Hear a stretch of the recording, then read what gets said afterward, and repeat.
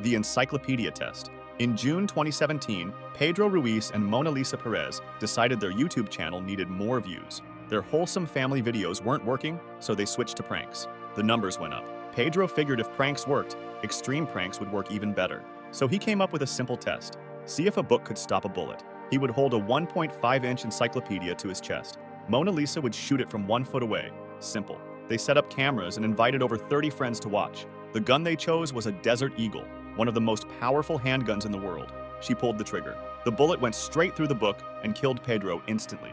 Mona Lisa, who wants some of this? It was 2004 in Wales when a young man invited friends back to his apartment after a night of heavy drinking. The party continued at his place, and that's when he got a brilliant idea. He pulled down his trousers and stuck himself out the window, yelling, "Who wants some of this?" to the street below. His friends grabbed him before he could fall out of the 3-story window. Every evening, he was drunk again. And once again, he pulled down his trousers and started yelling, "Who wants some of this?" out the window. This time, his friends weren't close enough to grab him. He tumbled out of the 3-story window and died on impact.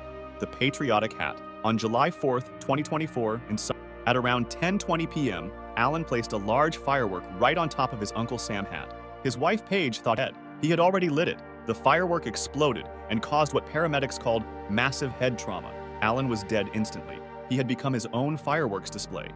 The DIY bungee jump. On July 12, 1997, Eric Barsha himself. He picked a railroad bridge in Lake Accotink Park, Virginia. It was 70 feet high, perfect for a homemade bungee jump. Eric tied together several bungee cords and reinforced them leg and the other to the bridge. Then he jumped. There was just one problem with his plan. Eric never considered that bungee cords stretch when you fall.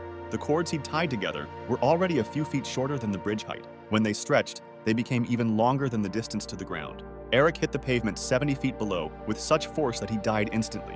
In 1998, a man from Tank said that one of the fish, about 5 inches long, had been eating all the other fish. The man decided to give this fish payback. He would swallow it whole. He had done this trick before.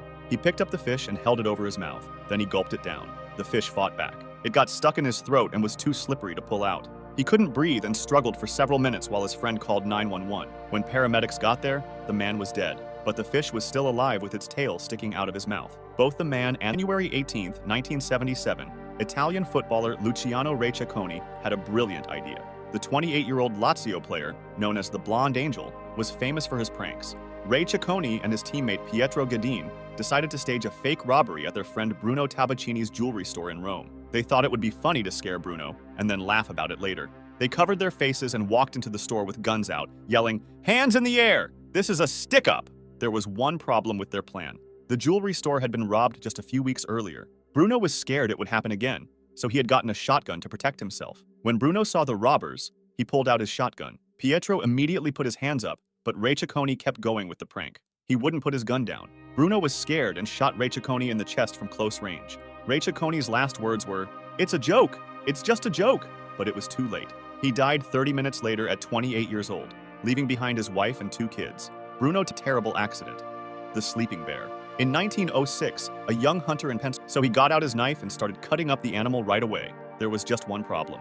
The hunter never checked if the bear was really dead. He just started cutting. The bear wasn't dead. It was sleeping. When the hunter started cutting it, the bear woke up angry. It attacked and tore the hunter to pieces. The hunter died right there. The scooter duel.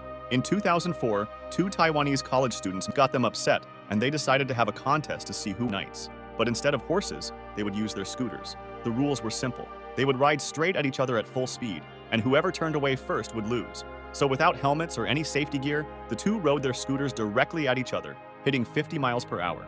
Neither one wanted to be the first to chicken out. They crashed head-on. Both of them died. The water thief. On April 19, 2022, Easter Monday in Italy, a 46-year-old man was thirsty. All the stores were closed for the holiday, so he broke into a grocery store to get some water. He found a huge tower of water bottle boxes, stacked up by the workers. Who's played Jenga knows this is a bad idea. He grabbed a bottle from a box right in the middle of the tower. The whole thing came down on top of him. The man got crushed under all that water and died right away. Store workers found the mess in an unbreakable window. Gary Hoy was a lawyer in Toronto. He worked across his office and slamming his whole body into the window. Gary had done this giving law students a tour. "These windows can't break," he said. He ran backward and threw himself at the window. This time, the glass didn't break, but the whole window popped out of its frame. Gary went flying 24 stories down, riding the window all the way to the street. The law students and his co-workers watched in horror. Gary In 2007, Jennifer Strange heard about a radio contest in Sacramento. The 28-year-old mother of 3 wanted to win a Nintendo Wii for her kids. The contest was called Hold Your Wii for a Wii. You had to drink water and hold it in without using the bathroom. Jennifer showed up with about dropped out to use the bathroom. Jennifer held on. After several hours, Jennifer started throwing up, but she didn't quit. Jennifer won the contest and got her Nintendo Wii. She went home feeling terrible. The next day, she called in sick with a massive headache. A few hours later, Jennifer was dead. She had died from water intoxication. Too much water made her brain swell up. Her 3 go down. In 2021, 2 drivers crashed on Interstate 80 in Berkeley. Nobody got hurt, but both drivers got out to argue about it. They didn't pull over. They started yelling at each other right in the middle of the highway. Cars were flying by. The 2 men kept shouting and making threats. Then a Mini Cooper came down the road. The driver swerved to avoid the damaged cars, but couldn't miss the 2 idiots fighting in traffic. The Mini Cooper hit both of them. They both died. Back in 1999, a bizarre story out of Bonn, Germany made headlines. It was said that a local street performer had built his career on extreme tricks. He was normally just a sword swallower. He could apparently fit long balloons, metal rods, and even umbrellas down his throat. Crowds loved it. One day, during a performance, he decided to push the act further. He grabbed a folded umbrella and began swallowing it to show off his skills. While sliding the umbrella down, he accidentally pressed the automatic release button on the handle. The umbrella snapped open, while still in his throat. The crowd watched in shock. The performer collapsed instantly. It sounds like the perfect Darwin Award, but there's one problem. In 1988 in Buenos Aires, Argentina, a little poodle named Kachi was playing on a balcony. The dog was having fun when it suddenly fell off the railing. Kachi plunged 13 floors down to the street. The poodle landed directly on the head of 75-year-old Marta Espina, who was walking along the sidewalk. The falling dog killed her instantly. But that wasn't the end of it. A crowd rushed over to see what happened. A woman named Edith Solo came over to look at the scene. While Edith was distracted by the carnage, she walked into the street and got hit by a bus. She died too, but the chaos wasn't over yet. An older man saw history. The bridge jump. On May 24, 2019, 2 friends from Texas were driving south through Lake Charles, Louisiana at 2 in the morning. Alejandro Cazares was behind the wheel. Roberto Moreno was riding shotgun. They came to a drawbridge that was up to let boats pass. A safety gate got out of the car and pushed the safety gate up out of the way. He jumped back in the car. Cazares drove under the gate and headed straight for the bridge ramp. They stopped for a second at the bottom. Then Cazares put the car in reverse, backed up, and floored it. They were going to jump the gap like in an action movie. The car went airborne for a brief moment. Then it crashed into the water below. The car sank to the bottom. Cazares was trapped inside and drowned. Moreno. In 2002, a Brazilian farmer found a beehive on his property, so he decided to get rid of them by using fire. The farmer put on gloves, long pants, and a long-sleeved shirt.